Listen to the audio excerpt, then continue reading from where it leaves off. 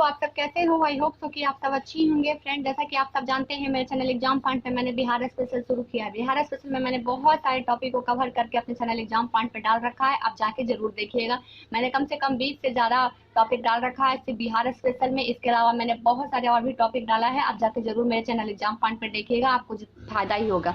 जो भी टॉपिक मैं बिहार स्पेशल में डाली हूँ उसमें हर एग्जामिनेशन उस टॉपिक से क्वेश्चन आए हुए हैं। उसके साथ साथ मैं टॉपिक के क्वेश्चन भी आपको दिखा दी हूँ। उसी वीडियो में आपको पता चल जाएगा कि क्वेश्चन किस तरीके से पूछे गए हैं, इसलिए आप जरूर जाके देखिए। जैसा कि आप जान रहे हैं कि मैंने बिहार स्पेशल में मैंने टाइमलाइन ऑफ बिहार शुरू किया था, यानी कि बिहार के इतिहास की जानकारी देना मैंने अपने चैनल एग्जाम पॉइंट पे देना शुरू किया था, जिसमें मैंने 4 पार्ट ऑलरेडी बना दिया है। आज जो मैं बिहार के टाइमलाइन के लेकर आई हूँ वो 5वां है। यानी कि जो मैं बिहार के टाइमलाइन बता रही थी, बिहार के हिस्ट्री को हम लोग टाइमलाइन के थ्रू समझ रहे थे। यानी कि बिहार के जितने भी इंपॉर्टेंट घटनाएं हुए हों उसको हम लोग टाइमलाइन के अकॉर्डिंग समझ रहे थे कि कौन से टाइमलाइन में कौन कौन से घटना बिहार के इतिहास में हुई है, इसके बारे में आपको जानकारी मिल रही थी। इससे पहले मैंने 4 बना दिया है, यानी पार्ट 4 बन चुके हैं इसके। आज मैं पार्ट 5 लेकर आई हूँ टाइमलाइन ऑफ बिहार के बारे में। और मैं इस टॉपिक को शुरू करने से पहले आपको बता देती हूँ कि मैं इंडियन हिस्ट्री की बात नहीं कर रही हूँ। इंडियन हिस्ट्री यानी भारतीय इतिहास के बारे में नहीं बता रही हूँ। मैं बिहार स्पेशल यानी बीपीएससी को लेकर बिहार स्पेशल में या बिहार के जितने भी आगामी आने वाले परीक्षा उनको लेकर मैं बिहार के इतिहास के बारे में बात कर रही हूँ। अगर उसी टाइम में कोई और भी घटना हुई होगी तो वो बिहार के इतिहास नहीं बल्कि वो इंडियन हिस्ट्री का पार्ट होगा। तो आप ध्यान रहे कि आप बिहार की हिस्ट्री के बारे में जान रहे हो भी टाइमलाइन के थ्रू, यानी कि टाइमलाइन के जरिए बिहार के इतिहास को बहुत ही संक्षिप्त तरीके से आप जान जाएंगे। तो चलिए हम लोग, जैसे कि मैंने आपको बताया कि इससे 4 पार्ट मैंने बता दिए, तो चलिए जो इससे पहले मैं वीडियो बनाई थी पार्ट 4 का, उसको मैं थोड़ा सा आपको दिखा देती हूँ कि मैंने कहाँ तक कंप्लीट किया था। तो देखिए मैंने कंप्लीट किया था 702 एडी से लेकर 1789 तक मैंने पूरा कंप्लीट किया था। 1789 तक कंप्लीट किया था। ये पार्ट 4 है, साफ साफ मैंने देखिए यहाँ लिख दिया है पार्ट 4 है। इससे पहले मैंने 3 और 2 और 1 भी डाल रखा है, आप जाकर जरूर देखिएगा। तो आज जो मैं लेकर आई हूँ आज जो मैं बताऊंगी आपको वो 1817 से लेकर 1899 तक, यानी कि 1817 एडी से शुरू होगा बिहार का इतिहास और 1899 तक पूरा मैं आज आपको कंप्लीट पता चल जाएगा कि बिहार के इम्पोर्टेंट ऐतिहासिक तिथियां कौन कौन हैं, जिसमें अनेक घटनाएं कौन कौन सी घटनाएं घटित हो चुकी है। तो देखिए मैंने सबसे ऊपर लिखा है टाइमलाइन ऑफ बिहार, यानी कि बिहार के महत्वपूर्ण ऐतिहासिक तिथियां, जो इम्पोर्टेंस डेट है बिहार का इतिहास टाइमलाइन के जरिए। यानी कि बिहार के इतिहास को हम लोग किसके जरिए जानेंगे, तो टाइमलाइन के थ्रू जानेंगे। अब फिर देखिए बिहार का संक्षिप्त इतिहास, यानी बिहार का जो इतिहास है उसको बहुत ही ईजी तरीके से, बहुत ही शॉर्ट तरीके से, बहुत ही कम टाइम में इतिहास के कालक्रम टाइमलाइन के जरिए हम लोग जानेंगे। अब देखिए बिहार के इतिहास, मैंने इसको देखिए बहुत ही आसान लैंग्वेज में लिख दिया है, आप यहाँ से देख लीजिएगा। बहुत ही आसान लैंग्वेज में मैंने लिख दिया है ताकि अगर आप इसे जैसे ही आप शुरू होगा ये वीडियो आपको पता चल जाएगा कि मैं क्या बताने वाली हूँ। तो देखिए यहाँ पे मैंने लिखा है बिहार का इतिहास टाइमलाइन के जरिए इस वीडियो में कवर होगा 1817 एडी से लेकर 1899 एडी तक का बिहार का इतिहास। यानी कि एकदम आसानी लैंग्वेज में मैंने आपको बता दिया, बहुत ही आसान लैंग्वेज में, कि जो बिहार का टाइमलाइन मैं शुरू कर रही हूँ इस वीडियो में जो कवर होगा 1817 एडी से लेकर 1899 एडी तक का। तो चलिए हम लोग शुरू करते हैं। जैसे कि आप जान रहे हैं आज मैं 1800 से बताऊंगी, पूरा 1800 में क्या क्या घटनाएं हो चुकी हैं इसके बारे में पूरी की पूरी जानकारी आज आपको मिल जाएगी। तो चलिए देखिए सबसे पहले जो आ गया वो आ गया 1817। सबसे पहले जो टाइमलाइन आ रहा है वो आ रहा है 1817। 1817 में क्या हुआ है, तो देखिए इस सारे के सारी एडी में आएंगे, यानी ईसवी। एडी का मतलब ईसवी, अब बीसी के मतलब होता है ईसापुर। मैंने इस पे भी आपको बता दिया है, आप मेरे चैनल एग्जाम पॉइंट पे जाके एडी और बीसी का भी वीडियो देख सकते हैं, ये भी डाला हुआ है। देखिए सबसे पहले जो टाइमलाइन आया बिहार के इतिहास में वो आया 1817। 1817 में देखिए विभिन्न कृषक विद्रोह शुरू हुआ। विभिन्न यानी कि बहुत अनेक प्रकार के, जैसे कि बिहार में कृषक विद्रोह हुए हैं, वो शुरू कब से हो गया, तो 1817 से। और कौन कौन विद्रोह हुए हैं इसके बाद जो आएगा टाइमलाइन आपको पता चल जाएगा। चलिए अब नेक्स्ट टाइमलाइन देखिए। नेक्स्ट टाइमलाइन देखिए 1821। 1821 में बिहार में बहावी आंदोलन हुआ। बिहार बहावी आंदोलन के लिए बहुत ही प्रमुख था। तो कब हुआ था, 1821 में। अब चलिए इसके बारे में हम लोग जान लेते हैं थोड़ा सा कि बिहार में बहावी आंदोलन था क्या। तो देखिए मैं आपको बता देती हूँ, जो मैं आपको मौखिक रूप से बताऊंगी वो अपने नोट से बताऊंगी, और कुछ कुछ बुक है उससे मैं बताने वाली हूँ, आप ज़रूर नोट डाउन करते रहिएगा। तो देखिए ये अरेबिका के धार्मिक गुरु मोहम्मद इब्न अल उल वहाब के शिष्यों के द्वारा उत्तर अफ्रीका में धार्मिक अंग्रेजों के शासन के विरुद्ध में प्रारंभ हुआ था। यानी कि एक व्यक्ति थे जिनका नाम था गुरु मोहम्मद इब्न उल वहाब, और उनके जो शिष्य थे वो अफ्रीका की तरफ से, यानी अफ्रीका देश की तरफ से अंग्रेजों के शासन के विरुद्ध में ये बहावी आंदोलन चला था, तथा ये इस्लामी संघर्ष बहावी आंदोलन था। ये जो बहावी आंदोलन था ये इस्लामी था, ठीक है। अब उसके बाद देखिए मैं बताने वाली हूँ आपको। देखिए बहावी आंदोलन भारत एवं मुसलमान के इतिहास में काफ़ी महत्व है। साथ ही इस आंदोलन 19वीं सदी में बिहार की स्वतंत्रता संघर्ष के महत्वपूर्ण स्थान है। वर्ष पटना के आंदोलन का भी ये महत्वपूर्ण केंद्र रहा था 1821 से, यानी कि 1821 से 1867 तक ये पटना के बहावी आंदोलन का केंद्र बना हुआ था।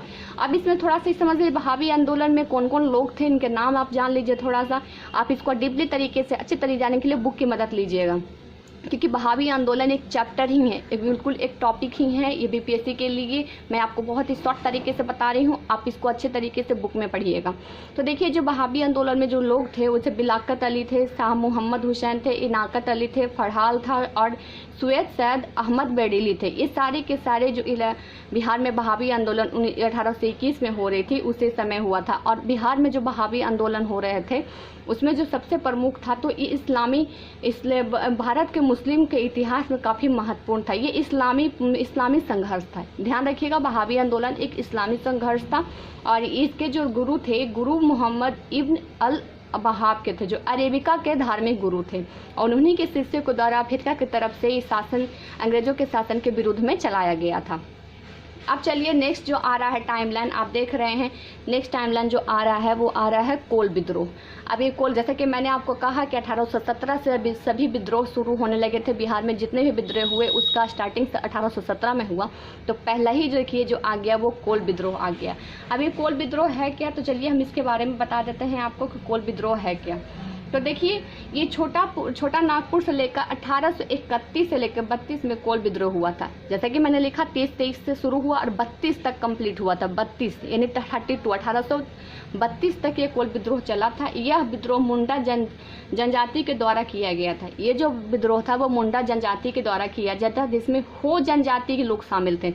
मैंने जनजाति वाला भी आपको वीडियो बनाया है, देख लीजिए। इसमें हो जनजाति था, एक जनजाति का नाम था हो, वही जनजाति के द्वारा ये कोल विद्रोह शुरू किया गया था। और ये कहाँ हुआ था, तो छोटा नागपुर के पठार के तरफ से हुआ था और मुंडा जनजातियों के द्वारा किया गया था। आप इसको अच्छी तरीके से जानने के लिए बुक की मदद लीजिएगा, और भी इसमें बहुत कुछ पढ़ना है उसमें देखिएगा। मैं एक बार आपको रीड कर देती हूँ ताकि आपको पता चल जाएगा। विद्रोह का मुख्य कारण भूमि संबंधी था और असंतोष था, यानी कि भूमि संबंधित कोई प्रॉब्लम था उसी के लिए हुआ था। ये छोटा नागपुर के महाराज भाई हरनाथ शाही के द्वारा इनकी जमीन छीनकर अपने प्रिय लोगों को सौंप दिया।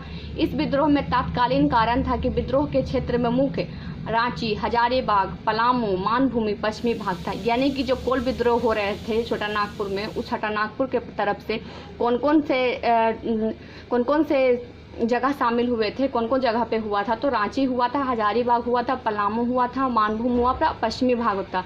विद्रोह को दबाने के लिए अनेक जगहों पर ब्रिटिश सेना बुलाई गई थी। ये जो विद्रोह शुरू हुआ था किसी लिए, तो भूमि कोई जो हरनाथ जी थे, छोटा नागपुर के महाराज हरनाथ जिनकी भूमि छीन कर रख लिया गया था, उसी के लिए ये विद्रोह शुरू हुआ था। और उसी के विद्रोह को दबाने के लिए बहुत सारे ब्रिटिश सेना को लगाई गई थी। और इसके बाद ये इसमें जो कैप्टन बिलकिस के नेतृत्व में काफ़ी सेना बड़ी जमा हो गई थी। विद्रोही के निर्मम ढंग से दमन किया गया और विद्रोही के प्रमुख नेता बुद्धो भगत व अन्य नेताओं को सिंगाराम एवं सुम्मा थे और 1832 में स्वयं आत्मसमर्पण कर दिया। यानी कि 1832 में ये पूरी तरीके से ख़त्म कर दिया गया। कोल विद्रोह छोटा नागपुर के पठार से हुआ था, हो जनजाति के द्वारा किया गया था। इसके जो मेन जो नेता थे वो बुद्धो भगत थे। और क्यों हुआ था, क्योंकि ये जो छोटा नागपुर के महाराज थे भाई हरनाथ शाही के जमीन छीनने की वजह से किया गया था। अब ध्यान रखिएगा, कोल विद्रोह भी एक चैप्टर है, आपको जनजातियां में खूब पढ़ने के लिए आएगा। ये बीपीएससी का बहुत ही हाईलाइटेड है, आप इसको अच्छे तरीके से बुक में देख लीजिएगा। अब नीचे आप देखिए, उसके बाद जो आ गया आपका वो आ गया, अब आ गया यहाँ पे 1855 से लेकर 1856। अब नेक्स्ट विद्रोह क्या हुआ था, नेक्स्ट विद्रोह देखिए, नेक्स्ट जो विद्रोह हुआ वो देखिए 1855 से लेकर 1856 अब इसमें हुआ संथाल विद्रोह। संथाल विद्रोह, अब संथाल विद्रोह क्या था, जैसे कि मैंने आपको कहा कि 1817 से ही सब सारे के सारे विद्रोह शुरू हो जाएंगे। तो देखिए संथाल विद्रोह क्या था, तो संथाल विद्रोह के बारे में आप जान लीजिए। तो संथाल विद्रोह देखिए, यहाँ पे संथाल विद्रोह का कारण क्या था, सबसे पहले आप कारण को समझिए, इसके नेता कौन थे मैं इसको बताने वाली हूँ। सबसे पहले आप नेता समझिए, संथाल विद्रोह 55 से लेकर 56 ईस्वी में हुआ, और उसके बाद जो इसके नेता थे सिद्धू और कान्हू थे, सिद्धू और कान्हू थे, ठीक है, ध्यान रखिएगा। और क्षेत्र कौन से थे, कौन कौन क्षेत्र पे संथाल विद्रोह हुआ, तो भागलपुर, मानभूम और राजमहल की पहाड़ियाँ में हुआ था, आदिवासी के द्वारा, ठीक है, आदिवासियों के द्वारा किया गया था। इसका कारण क्या था, तो कारण ये था इसका कि जमींदारों एवं साहूकारों द्वारा शोषण अत्याचार के साथ पुलिस का दमन, इसके परंपरागत जमीन को इन्हें बेदखल कर किया जाना था। प्रारंभ में आधुनिक छोटा नागपुर के आसपास बसे थे, लेकिन 1793 में भूमि को अस्थायी बंदोबस्त से राजमहल की पहाड़ियाँ की ओर चढ़ गए, लेकिन वहाँ के जमींदार इस पर दावा करने लगे। यानी कि जो ये अत्याचार हो रहे थे, समझिए एक तरह से जमीन के लिए था। किसके लिए था, तो जमीन के लिए। जिस तरीके से कोल विद्रोह में भी हुआ था कि हरनाथ जी जो छोटा नागपुर के महाराज थे, उनके जो जमीन छीन ली गई थी, उन्हीं के लिए हुआ था। उसी तरीके से संथाल विद्रोह भी किया गया था 55 से लेकर 56 ईस्वी में, और सिंधु और कान्हू इसके नेता थे। उसमें कोल विद्रोह में बुद्धू भगत इनके नेता थे, संथाल विद्रोह में सिद्धू और कान्हू रहे, और क्षेत्रफल इनका जैसे उसमें रांची था, यहाँ पे भागलपुर और मानभूम राजमहल की पहाड़ियाँ थी। अब चलिए नेक्स्ट जो आ गया, आप देखिए 1857 की क्रांति। तो आप सब जितने जब भी हिस्ट्री पढ़े होंगे, सबसे हाईलाइटेड अगर नाम ये रहता है तो सबसे ज़्यादा हाईलाइटेड 1857 की क्रांति रहता है। 1857 की क्रांति हुआ, लेकिन बिहार में, जैसे कि बिहार की हिस्ट्री में कौन सा डेट इंपॉर्टेंट है, उसको वही चीज़ आप देखिए यहाँ पे। तो देखिए 1757 में रोहनी में सिपाहियों का विद्रोह आरंभ हो गया। कहाँ हुआ, तो रोहनी एक जगह है, मैं आपको भी बताऊंगी। तो ये रोहनी में सिपाहियों का विद्रोह आरंभ हो गया। आप देखिए मैंने यहाँ पे डेट लिख दिया है, यानी कि 12 जून 1857 को रोहनी में सिपाहियों का विद्रोह शुरू हो गया। अब ये देखिए हुआ क्यों, इसके बारे में मैं आपको बता देती हूँ, आपको पता चल जाएगा कि क्यों हुआ। तो जो 1857 में जो विद्रोह हुए थे, ये जो रोहनी में जो विद्रोह हुआ था, तो देखिए जो रोहनी मैंने बताया कि एक जगह है। तो देखिए बिहार में इस विद्रोह का आरंभ 12 जून 1857 को देवघर जिला में रोहनी गांव में हुआ था। कहाँ, तो देवघर एक जगह है, वहाँ रोहनी नाम का स्थल है, जो वर्तमान क्षेत्र में झारखंड में पड़ता है। कहाँ पड़ता है, तो झारखंड के क्षेत्र में पड़ता है। तथा सैनिकों के साथ संघर्ष हुआ था। यहाँ पर सेना के 32 यानी कि 32वां रेजिडेंट और मेजर मैकडोनाल्ड की कमान में 5वीं रेगुलेटिंग कैवलरी ने भाग लिया था। यानी कि 12वीं रेजिडेंट और मेजर मैकडोनाल्ड के कमान में 5वीं रेगुलेटिंग कैवलरी में भाग लिया। ये तीनों सैनिकों मेजर नॉर्मन लेसी एवं अन्य अंग्रेज अधिकारी की हत्या कर दी गई। इस प्रयास के बाद मेजर मैकडोनाल्ड ने यहाँ जो विद्रोह हो रहे थे उसको दबा दिया और तीनों विद्रोही सैनिकों को मृत्यु दंड की सजा दे दी गई। यानी जो रोहनी में 32 रेजिडेंट के जो भी विद्रोही थे उनको फांसी की सजा दे दी गई, मृत्यु की सजा दे दी गई। और ये जो स्टार्ट हुआ था 12 जून 1857 में हुआ था। अब कहाँ हुआ था, तो रोहनी एक गांव है जो वर्तमान में झारखंड राज्य में पड़ता है। देवघर के जिले में रोहनी एक नामक गांव है जो अभी झारखंड के राज्य में पड़ता है। और 12वीं रेजिडेंट की किसके साथ, तो मेजर मैकडोनाल्ड थे। मेजर मैकडोनाल्ड के कमान संभाले हुए थे, पश्चिमी रेगुलेटिंग कैवलरी के भाग में थे। और 3 सैनिक थे, एक थे मेजर नॉर्मन लेसी और 3 अन्य अंग्रेज अधिकारी थे। एक इंपॉर्टेंट अधिकारी थे जिनका नाम था मेजर नॉर्मन लेसी और 3 और अन्य अधिकारी थे। उन्हीं को मेजर डोनाल्ड ने यहाँ पर विद्रोह में दबा दिया। यानी मेजर डोनाल्ड के द्वारा इस विद्रोह को दबा दिया गया था, रोहनी विद्रोह को, जो 12 जून 1857 को हुआ था। अब बुक की हेल्प लीजिएगा, बहुत ज़्यादा इंपॉर्टेंट है क्योंकि इसमें बहुत कुछ पढ़ना आपको। मैंने बहुत ही शॉर्ट तरीके से बता दिया है, जैसे कि जो भी मैं आपको बता रही हूँ ढांचा बता रही हूँ। जब आप किसी चीज़ का ढांचा को समझ जाइएगा, उसके बारे में थोड़ा सा आपको जानकारी हो जाएगा, तो आपको पता चल जाएगा कि कितना इंपॉर्टेंट है। अब चलिए उसके बाद देखिए दूसरा, फिर 1857 ही आ रहा है। 1857 में एक ही चीज़ नहीं हुआ है, बल्कि बहुत सारी चीज़ें की घटनाएं हुए हैं। ये बहुत ही बड़ा चैप्टर है पढ़ने के लिए 1857 में। ये इंडियन हिस्ट्री के साथ साथ बिहार हिस्ट्री में भी आपको बहुत सारे ऐसे क्वेश्चन आपको देखने को मिल जाएगा। तो देखिए आप दूसरा देखिए 1857 में क्या हुआ। एक 1857 में 12 जून को रोहिणी सिपाहियों का विद्रोह हुआ था जो देवघर जिले में पड़ता है। और दूसरा देखिए 1857 में पटना में पीर अली के नेतृत्व में जन संग्राम आरंभ हुआ। पीर अली, अभी पीर अली जो नाम आया तो कौन थे? देखिए यहाँ तो पटना तो आप देख रहे हैं, जो पटना जो बिहार की राजधानी अभी बनी हुई है, लेकिन ये जो जन संग्राम शुरू हुआ, जन संग्राम देखिए ध्यान दीजिएगा, जन संग्राम कब हुआ? तो 3 जुलाई 1857। मैंने डेट भी मेंशन कर दिया है ताकि अगर आपका आ भी जाए इस तरीके से क्वेश्चन कि रोहिणी में विद्रोही सिपाही विद्रोह कब शुरू हुआ था, तो 12 जून 1857। और पीर अली के द्वारा पटना में जन संग्राम आरंभ कब हुआ था? तो 3 जून 1857। अब चलिए इनके बारे में जान लेते हैं। तो इनके बारे में आप देखिए, मैं आपको बता देती हूँ, जो ये थे पीर अली जो थे, इनका जो था ये जो स्टार्ट हुआ था 3 जुलाई 1857 को अंग्रेजों को द्वारा विरुद्ध संघर्ष आरंभ किया गया था, यानी अंग्रेज के खिलाफ ये संघर्ष हो रहा था। इसका नेतृत्व गुरहट्टा मोहल्ला के एक पुस्तक विक्रेता पीर अली थे।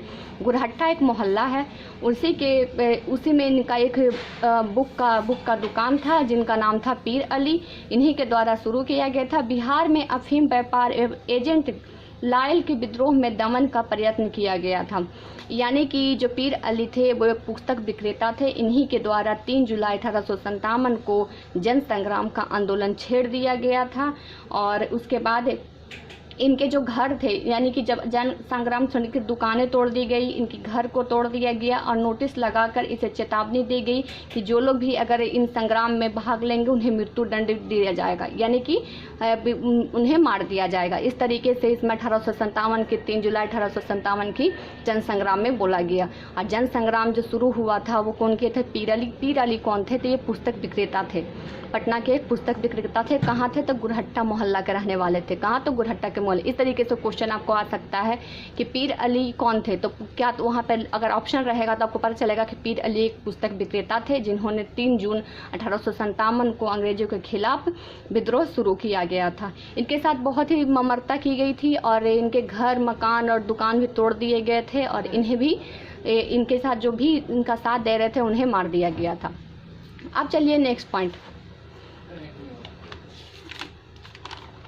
नेक्स्ट आप देख लीजिए, फिर आया 1857। जैसा कि मैंने आपको कहा 1857 में एक ही नहीं बल्कि बहुत सारा चीज़ शुरू हुआ है। तो 1857 आप देखिए, 1857 जो आया वो आ गया 25 जुलाई 1857। 25 जुलाई 1857 में क्या हुआ था? दानापुर और आरा के सैनिकों का विद्रोह शुरू हुआ। दानापुर जो पटना के क्षेत्र में आता है और आरा एक बिहार का जिला ही है, उन्हें सैनिक विद्रोह शुरू हुआ। कब शुरू हुआ था? 25 जुलाई 1857। जो दो डेट मैंने बताया उसके बाद देखिए 25 जुलाई 1857 दानापुर में आरा में सैनिकों का विद्रोह हुआ। तो देखिए ये जो दानापुर और आरा है इसके बारे में आपको बता देती हूँ। तो देखिए दानापुर में 3 सैनिक टुकड़ियां ने 25 जुलाई 1857 को बगावत में बादशाह जिले में प्रवेश किया। दानापुर से 3 टुकड़ी सेना आई थी और कहाँ से प्रारंभ किया था? तो शाहबाद के जिले से प्रवेश किया। वहाँ जगदीशपुर के राजपूत जमींदार, जगदीशपुर में देखिए हाँ मैंने एरो करके लिख दिया, जगदीशपुर के वीर कुंवर सिंह, यानी कि जगदीशपुर के राजपूत जो जमींदार थे वो बाबू कुंवर सिंह थे। इन्हीं को देखते हुए इन्हीं के संघर्ष में ये जो दानापुर और आरा के जो विद्रोह शुरू हुआ था वो 25 जुलाई 1857 के में हुआ था। और इनके जो साथ दे रहे थे इनका भाई अमर सिंह, इनके भतीजे रामनाथ सिंह और निशान सिंह, हरिकिशन सिंह, इनके जो भतीजे थे, ये तीनों भतीजे थे जो रथमंजन थे, निशान सिंह, हरिकिशन सिंह, शाहबाद के 4 जिम्मेदारों के साथ इन्होंने ब्रिटिश सेना में नाक में दम कर दिया था। यानी जो दानापुर और आरा के सैनिक विद्रोह शुरू हुआ था किसके नेतृत्व में? तो जगदीशपुर के जो राजपूत जमींदार थे बाबू कुंवर सिंह के द्वारा शुरू हुए थे। इनके जो साथ देने में इनका भाई और इनके भतीजा थे जिन्होंने 25 जून 1857 जो विद्रोह शुरू हुआ था उसमें ये ब्रिटिश लोगों के नाक में दम कर रखा था। ये सब आप बुक से खुद अच्छे तरीके से आप पढ़िए, मैं आपको सिर्फ ढांचा बता रही हूँ, इसमें आपको बुक से पढ़िए, बहुत ही ज़्यादा इम्पोर्टेंट टॉपिक है, आपको क्वेश्चन इसी से आता है। 1857 से बिहार मेंस में आपका 4 क्वेश्चन आया, एकदम नियमित है कि आना आपको है ही। तो 1857 की क्रांति को आप अच्छे तरीके से पढ़िए। नेक्स्ट देखिए 1857, 25 अप्रैल 1857। फिर एक नया आया 25 अप्रैल, यहाँ 24 जुलाई, यहाँ 25 अप्रैल 1857 कुंवर सिंह के द्वारा अंग्रेजों पर विजय मिली। यानी कि कुंवर सिंह थे जो थे, जैसे कि मैंने आपको बताया, जगदीशपुर के राजपूताना कुंवर सिंह थे। इन्हों अंग्रेजों पर ली ग्रांट को पराजित हुआ और अंग्रेजों की जीत हुई। यानी अंग्रेजों पर विजय किसको मिली? तो वीर कुंवर सिंह को मिली। और हार किसे मिली? तो अंग्रेज की तरफ से जो ली ग्रांट था वो पराजित हो गया। मैं इसके बारे में थोड़ा सा आपको बता देती हूँ, आपको पता चल जाएगा। तो देखिए 22 अप्रैल 1858 में कुंवर सिंह ने 23 अप्रैल 1800 कैप्टन ग्रांट के नेतृत्व में ब्रिटिश सेना को बुरी तरह से पराजित किया, परंतु दुर्भाग्यवश कुंवर सिंह के बांह में गोली लगी और शरीर में जहर फैलने की आशंका से उन्होंने अपने बांह को काटकर गंगा मैया में अर्पित कर दिया। अत्यधिक खून निकलने के कारण 26 अप्रैल 1858 में उनकी मृत्यु हो गई। इन्हीं लड़ाई में इनके हाथों में गोली लगी और हाथ में गोली लगने के बाद वो अपने बांह को गंगा मैया में प्रवाहित कर दिए गए और प्रवाहित करने के बाद वो उनकी जो मृत्यु हो गई, यानी कि जहर जो फैल गया उनके बॉडी में गोली लगने से, तो 26 अप्रैल 1858 की इनकी मृत्यु हो गई। मैं यहाँ पे मृत्यु का डेट लिख देती हूँ, 26 अप्रैल 1858 में इनकी मृत्यु हो गई। 57 में जो 25 अप्रैल 57 में जो अंग्रेजों के खिलाफ अंग्रेजों की तरफ से ली ग्रांट थे और इधर से जो बाबू कुंवर सिंह थे, दोनों में झगड़ा हुआ और ली ग्रांट पराजित हुआ। लेकिन ली ग्रांट के द्वारा मारी गई गोली उनके बाजू में लगने की वजह से उनके जहर फैल गया उनके बॉडी में, जिसकी वजह से उनकी मौत 26 अप्रैल 1858 को ख़त्म हो गया। अब देखिए उसके बाद आ गया नेक्स्ट टाइमलाइन 1860 में सरदारी लड़ाई हुई। सरदारी लड़ाई आपको मैं बता देती हूँ थोड़ा सा सरदारी लड़ाई के बारे में। ये जो सरदारी लड़ाई 1860 दशक में, तो मुंडा उराव जाति के लोगों के जमींदार को शोषण और पुलिस के अत्याचारों को विरोध करने के संवैधानिक संघर्ष आरंभ हुआ। इसी को सरदारी लड़ाई कहा जाता है। सरदारी लड़ाई हुआ क्या था? तो 1870 में ये मुंडा और उराव जनजाति थे और जाति के लोग जमींदार व शोषण और पुलिस का अत्याचार, यानी कि जमींदार भी इनके शोषण कर रहे थे, साथ साथ में पुलिस भी इनकी मदद नहीं कर रही थी। उसी की वजह से सरदारी लड़ाई 1860 में शुरू हो गया था। एक खेरबार आंदोलन है, उसके साथ जुड़ेगा ये जो 1860 के जो ये सरदारी लड़ाई है वो खेरबार आंदोलन अभी आएगा, खेरबार आंदोलन उसी के साथ ये जुड़ेगा। अब आगे देखिए उसके बाद जो नेक्स्ट टाइमलाइन आ गया अब वो आ गया 1863। 1863 में देखिए पटना कॉलेज की स्थापना। पटना कॉलेज की स्थापना 1863 में की गई। और कब की गई? तो 9 जून 1863 को। अब इसके बारे में मैं आपको बता देती हूँ। तो देखिए अंग्रेजों के समय 1863 में स्थापित एक समय के पूर्व ऑक्सफोर्ड के नाम से मशहूर पटना कॉलेज का 150वां साल पूरा हो चुका है। यानी जब से इसका बैठा तब से 150 साल पूरा हो गया है। तथा संविधान सभा के अध्यक्ष सचिदानंद सिन्हा, बिहार राज्य के प्रथम मुख्यमंत्री श्री कृष्ण सिंह, दूसरे मुख्यमंत्री अनुग्रह नारायण सिंह, हिंदी साहित्यकार रामधारी सिद्दीनकर, प्रसिद्ध साहित्यकार यदुनाथ और सीबीआई के पूर्व निर्देशक श्रीनाथ मिश्रा जैसे होनहार छात्र कॉलेज से पढ़कर निकले थे। यानी कि जो हमारे भारतीय संविधान में बहुत सारे ऐसे लोग हैं जो पटना के कॉलेज से पढ़कर निकले हैं और उन्होंने अपने भारतीय संविधान में अपना योगदान दिया है। और ये पटना कॉलेज का स्थापना कब हुआ था? तो 9 जनवरी 1863। आपको वे ऑनलाइन में क्वेश्चन आपसे पूछ दिया जाएगा कि पटना कॉलेज का स्थापना बिहार में पटना कॉलेज का स्थापना कब की गई थी? तो 9 जनवरी 1863 में की गई थी। अब नेक्स्ट देखिए 1865 का टाइमलाइन देखिए। पटना में बहावी आंदोलन नेताओं की गिरफ्तारी। यानी जो बहावी आंदोलन जो यहाँ पे शुरू हुआ था, जैसे मैंने आपको बताया 1821 में बहावी आंदोलन जो शुरू हो गया था, उसके बाद जैसे कि आप जानते हैं अरेबिया की इस्लामी आंदोलन था एक तरह से। तो ये जो बहावी आंदोलन 1865 में बहावी नेताओं को गिरफ्तारी कर दिया गया। यानी कि बहावी नेताओं जो मैंने नाम बताया था बहावी में, उन सबको गिरफ्तार कर दिया गया। उसमें जो एक नाम इम्पॉर्टेंट था वो था अहमुल्ला तथा उनके साथियों को पकड़कर, जो पटना के बहावी नेताओं थे उनमें सबसे प्रमुख था अहमुल्ला तथा उनके साथियों को पकड़कर उन्हें काला पानी की सज़ा दी गई। 1865 में गिरफ्तार करने के बाद उसे काला पानी की सज़ा दे दी गई। जब आप बहावी आंदोलन पढ़ेंगे तो आपको पता चल जाएगा। अब आप देखिए 1867 से लेकर 68, यानी नील्हे बगान मालिकों के विरोध में बिहार में प्रथम विद्रोह शुरू हुआ। जैसे नील्हे यानी कि नील की खेती के जो बगान नील के खेती जो हो रहे थे, उन्हें मालिकों के द्वारा मालिक के विरोध बिहार में प्रथम विद्रोह शुरू हुआ। यानी कि जब भी प्रथम विद्रोह नील के खेती के द्वारा शुरू किया गया था तो 1867 से लेकर 1868 के बीच में हुआ था। अब जो मैं इसके आगे का टाइमलाइन बताऊंगी उसमें ये आएगा। आप ध्यान रखिएगा कि नील्हे बगान के मालिकों के विरोध में जो बिहार में प्रथम विद्रोह हुआ था वो 1867 से लेकर 1868 तक हुआ था। अब देखिए जो नेक्स्ट टाइम लाने आया 1875 से लेकर 1900, ये 1875 से लेकर 1900 बिरसा मुंडा का जीवन काल। बिरसा मुंडा के जीवन काल के बारे में बता देती हूँ मैं आपको, तो ये बहुत ही इंपॉर्टेंट है बिरसा मुंडा। तो देखिए मैं आपको इनके बारे में बहुत ही अच्छे तरीके से बता देती हूँ ताकि आपको कहीं भी बुक में भी पढ़ने की ज़रूरत नहीं पड़ेगा। आप मेरे जो मैं आपको मौखिक रूप से बता रही हूँ उसका आप नोट डाउन कर लेंगे, आपको उसका ही काम चल जाएगा। तो देखिए बिरसा मुंडा का जन्म 1857 में रांची के तमार में हुआ था तथा ये वैष्णव धर्म के अनुयायी थे। जो बिरसा मुंडा थे उनका जन्म 1857 में हुआ, रांची में हुआ था, रांची के तमार में हुआ था तथा ये वैष्णव धर्म के अनुयायी मुनि के साथ रहते थे, यानी कि वैष्णव धर्म से इनका जुड़ाव था। और 30 मई 1900 को हैजा के कारण बिरसा की मौत हो गई, यानी कि 30 मई 1900 में, जैसे कि 1900 आप देख रहे हैं, 75 में इनका जन्म हुआ, 1900 में इनकी मृत्यु हो गई। तो मृत्यु कैसे हुई थी? हैजा के कारण। हैजा के कारण इसलिए हुई थी कि इन्हें पकड़कर बंदी बना लिया गया था और बंदी बनाने के कारण इन्हें हैजा हो गया था और इन्हें हैजा के कारण इनकी मौत हो गई थी। अब जैसे कि ये मैंने बिरसा मुंडा कहते हैं, बिरसा मुंडा का एक नारा है जो अब हमेशा याद रखिएगा, वो नारा है कटोगा बाबा कटोगा करके एक नारा है। वो आपसे क्वेश्चन पूछ दिया जाएगा कि बिरसा मुंडा का कौन सा नारा है, तो अगर आपको याद रहेगा तो कटोबा बाबा करके एक नारा दिया था इन्होंने। उस नारे का मतलब था, यानी उस नारे का मतलब था कि बिरसा मुंडा ने कहा था कि जो जनजाति जितने भी अत्याचार हो रहे थे उन्हें अत्याचार को दमन करने के लिए भगवान ने इन्हें दूत बनाकर भेजा है, इसीलिए कटोबा बाबा करके इन्होंने नारा दिया था। आगे देखिए उसके बाद आ गया जो नेक्स्ट टाइम लाइन 1870 में देखिए खारवार आंदोलन हुआ। जैसे मैंने आपको कहा था कि सरदारी जो लड़ाई होगी वो खारवार आंदोलन के साथ जुड़ेगा, तो देखिए खारवार आंदोलन हुआ। खारवार आंदोलन भी वही जनजातीय विद्रोह के लिए हुआ था। जैसे कि मैंने आपको बताया था कि सरदारी लड़ाई जैसे मुंडा और उराव जनजाति के जमींदार के शोषण और पुलिस के शोषण की वजह से हुआ था, तो वही खारवार आंदोलन और सरदारी आंदोलन को एक साथ हो जाएगा। तो ये जो भी थी, और देखिए इसमें एक इम्पॉर्टेंट ये था कि ये 1970 में खारवार आंदोलन आरंभ किया गया था, मगर इसका कोई प्रभाव नहीं पड़ा और खारवार आंदोलन के सापाहार आंदोलन भी कहा जाता है। ये जो खारवार आंदोलन है इसका जो एक उपनाम है वो है सापाहार आंदोलन। सापाहार आंदोलन से इसे बोला जाता है। जब आप खारवार आंदोलन पढ़िएगा तो आपको पता चल जाएगा।